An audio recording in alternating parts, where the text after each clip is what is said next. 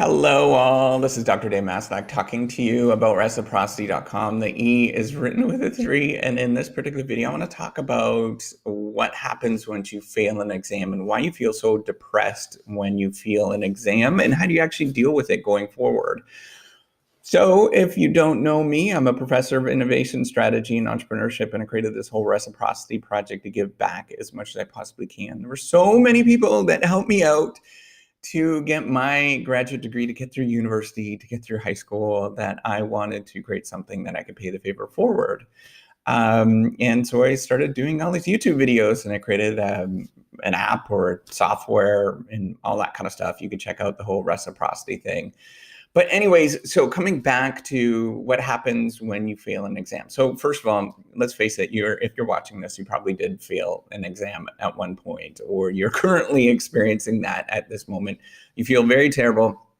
I'm going to suggest right away, if you are feeling like really deeply depressed and you feel like you can't deal with any of this kind of stuff right now, make sure, please, please, please go talk to somebody other than just watching these videos. I'm going to try to help you out, but go talk to somebody at your university or college, or go talk to, somebody in a health professional of some sort, or talk to a hotline. There's great resources out there, and whatever country you're in, you can get access to any of those resources.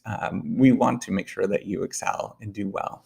So, yes. Okay. So let's face it, you failed an exam. So first of all, I want to preface that we all fail exams. We all do extremely poorly. So me, I failed a lot of things in my life. So first of all, pretty near failed grade 10 English. And I did extremely poorly on that. Now I'm creating this sort of software to help out other people so they don't experience that kind of thing. What else did I do? Oh, I failed my first year physics exam. I was a chemical engineer back in 1998. Went to the top university in Canada for engineering, and I thought I was so smart. And I get there in my first midterm, I get 45%, 45% on the midterm. That really stank, and I stank it up. I truly did. And, I felt really bad about that. I've also stank it up in graduate school. My econometrics exam really stank it up. Microeconomics really stank it up there. I can't remember. I was like, it was like 50s and 60s and stuff like that. I'm going to be plainly honest with all of you. Now, actually, that's the thing that I do. That's the crazy thing with all that kind of stuff. I actually do. That's my job, and that's what I'm doing. The whole reciprocity project. It's to help out people that are going through the same experiences that I went through with writing the econometrics and stuff. That's why I do research with at this moment. It's kind of more an applied econometrics. Maybe not like, those econ folks are probably going to downplay what I do, but that's fine. And there are, there's lots of different things that I experience. So I stank it up I'm not a runner. And when I was in, grade school, stank that up. I wasn't really good, but now I kind of run on a regular basis, not really well. There's so many things, and it's not about me, but I just want to point out that I stink it up all the time, and that is just what we go through. I'm 39 years old, and that's kind of really what life is about. So why do we feel really poorly about stinking it up on these exams, right? So what's happening there? What's kind of the psychology behind there? And so I'm a person that sort of just, studies behavioral stuff. And really what happens, or the way that we kind of understand this, is that people set some sort of expectations for themselves based on how they performed in the past, and based on their peer group or their social comparison group, right? Or social reference group is really what it is. So there's two ways. So your past performance, you're saying this is what I performed in the past. So this is why when you go to the next stage or you go into a different area, you really stink it up, right? So in high school, you probably performed you were getting 90s, 90% or all A's, straight A student. And then you go to college, university, and you stink it up and you get like 60. The expectations are just not there. When you go into graduate school, you will stink it up again and you won't do all that well. There's just kind of moments where your expectations are based on your past performance, and then you go and you realize, not so good. I'm not at all good. And then the other thing that ends up happening is your social comparison group, right? So you talk to people around you, and we have a small group of people that we often talk to, and then we see how they performed. And then we base what our performance is on what everybody else performs. So if you're a top performer in high school, you'll go and you'll think that, you talk to all these people around you and you're like, I'm doing really good. And they'll tell you, I'm doing really good. And then you'll realize that's what your expectation is, right? So it's just basically you are who you hang out with. So a couple of things I'm going to suggest for you and how you can actually feel better about what's going on with your expectations. The first thing is just to get better expectations and to judge your performance in a much better way. So hey, if this is the first course you've ever taken, first semester you've ever taken in a new sort of area, right? So this is your first time in university, first time in college, expectations are going to be a lot different than they are in high school. Same with going to graduate school, right? The expectations that other people have of you are going to be much more higher. It's going to be a lot more rigorous, and you have to compete a lot more. You're going to have to apply a lot more in that. So your expectations are going to be off substantially. So you can adjust those expectations downward. That's what I would do, or those aspirations, whatever it is. You want to adjust them downward to where they probably are, right? So you'll probably drop 10, 20% of a grade. If you're coming from maybe it's a place where there's grade inflation and you go to another program and there's less grade inflation, then it's going to drop even more, right? So you have to realize that. So if you're going into an engineering program, from something else, then, you just expect that it's going to drop, or you're going into a very competitive program. Maybe you're in law school, for example, and just expect the grades are going to drop, and that's going to happen, right? So the other thing is to and then you just adjust your aspirations or expectations downward, and you kind of just go on your merry old way. The other thing is your peer group. Remember, I mentioned that your social comparison group. And so there's two things that are happening. You can probably, you might be talking to exceptionally gifted people, and those exceptionally gifted people can, they might not have to study nearly as much as you do, right? And so there's one or two things happening. They're not, they don't have to study as much as you, so they can sort of cruise along with the grades because they're exceptionally gifted for whatever reason. Or maybe they had, really good training from the previous place that they're at, and everything's really simple. That happened to me a lot, especially if you're going into graduate school.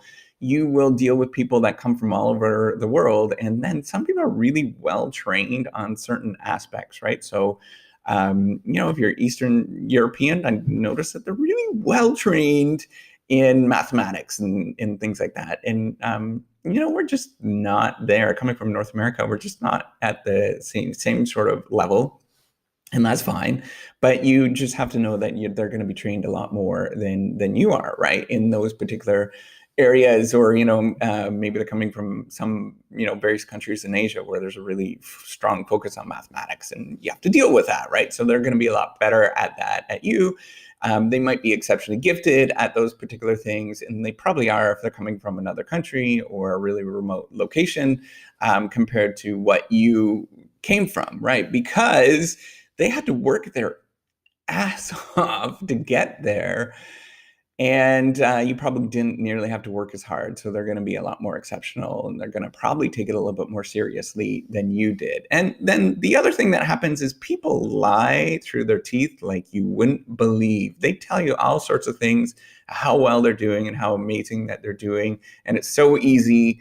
But when you actually see what they're doing, A, they're either studying their butt off as well, and B, maybe that they're not performing nearly as well as they're doing, right? So you can't pay attention to what other people are giving you that information. So when I realized that, I stopped really talking to other people about my grades, or I would really just downplay the ones that I did poorly. I don't really want other people to feel poorly about their own sort of experiences, right? So I'm Canadian, so we do that kind of stuff. We want to make sure that other people feel great about what they're doing. And, I just downplayed what I was doing, right? So the other thing, so this is adjusting your expectations or aspirations downward. And that's what I would first suggest you to do. Take a deep, hard look and realize that, what, things are going to be tough and you have to adjust your expectations of your own performance downward based on this available information, right? So you have to go out there, maybe you get different peer group, for example, of people that are more like-minded. Maybe it is that you readjust your performance and expectations of what you had in the past. And that happens, right? That's totally normal. Expect that that's going to happen. The second thing that I'd want you to do and sort of think about is really, really embrace the suck. Embrace that you did terrible on your final exam or your midterm exam or whatever it is. Maybe it's your quarterly exam. Just embrace the fact that you sucked it up. And that is part of who you are going forward, right? If you embrace that and you realize that, what, I stank it up and I didn't do something that what I was supposed to do, go back and work on that thing that you were supposed to do. So for me, when I stank it up, I realized so in my undergrad, when I stank it up in the first, basically it was the first year I stank it up, doing poorly and everything. I was like, you know what? Darn it, I got to work a lot harder. So I started going to the library all the time. Everybody was making fun of me because I was going to the library all the time. And literally, like, all of the people that I was hanging out with, I didn't hang out with them because I had to go to the library. I was actually kind of a jerk that way. But you know what? I wouldn't have actually gotten through my undergrad. I wouldn't have gotten through even graduate school with the same sort of thing. I had to go and leave someplace. I'm not all that talented. I am not all that gifted. I have, I realize now I've tested in the last year, I have ADHD and I didn't know that at the time. And, I always struggled with this kind of stuff, right? So I had to go and find some place where I had peace and quiet and I had to study and do things on my own. And I had to work really stinking hard to work on my own. And I was by myself the whole time. So in my graduate school, I went to the library and studied my butt off away from everybody. In my undergrad, I did the exact same thing. It would be Friday and Saturday night. I'd be going to the library and going there like all throughout the semester. I was there the whole day and I'd study. My wife was there at the time as well. Sometimes she was studying in veterinary school. And we would just study our butt off all the time. And we'd stay up late studying. Everybody else was doing something and partying. Every couple of weeks we would maybe go out for a beer with friends or something. But in general, what we would do is just study all the time. And then maybe at, 10 o'clock or 11 o'clock, we'd go home and watch a movie and go back and do that again, starting at 8 a.m. in the morning, and go back and do that again and do that every single day. And my grades did increase dramatically when I did do that. And I just realized I had to do that in order to actually get through the program that I was in, whatever I was doing, and otherwise I wouldn't have gotten through without doing that on a regular basis. And it was really tough. So the tricky part wasn't necessarily, yes, it was really hard to get motivated and do the thing. The hardest part was actually disregarding everybody else and saying, you know what, I am not like you. I'm not that talented. I'm not that smart. I came from Northern Ontario, a school in Northern Ontario in the middle of nowhere, which, yeah, it was great. I loved it. I'm not downplaying it any sort of way, but sort of competitive dynamics that happens compared to being in New York, for example, not going to be the same, right? If you grow up in a town with 6,000 people compared to a town with 6 million or 10 million people or whatever it is, the competition is just not going to be the same if you're competing for similar resources across that particular place, right? It's just not. And so you're competing with those people that did go to the city with 10 million people, and they're going to be much more well-trained than you are. And you know what? You just have to suck it up and start studying your butt off compared to what everybody else is doing, and your grades will improve.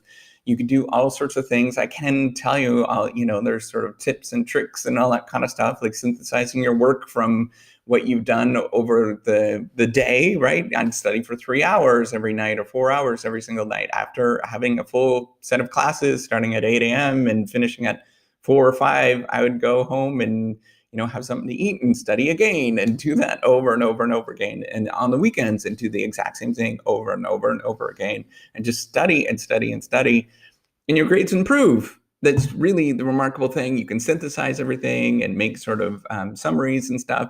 You're going to feel burnt out. It's going to be tough. But the hardest thing is actually going to be disregarding what everybody else is doing. And everybody is doing the fun things, or it appears that everybody's doing the fun things. Maybe they are, maybe they aren't. But you're going to feel like that. And you're going to do the social comparison game. Disregard that. Just keep going and be good. Do something. Work hard at that thing, right? So what I want to summarize with what I'm saying with this is, you have to, in order to do well, you have to sort of change your expectations with your exams, so you feel better immediately. And then the second thing is, you have to embrace the stink, embrace the suck that you have, right? You stank it up, and you have to realize what are the actions to change that thing that you stank at, and embrace it, be authentic, and realize that, I'm not that smart in that particular thing. I'm not that smart in a lot of different things, but if you're more authentic and you embrace that you stank it up and you just go with it and work at that particular thing, you will get there.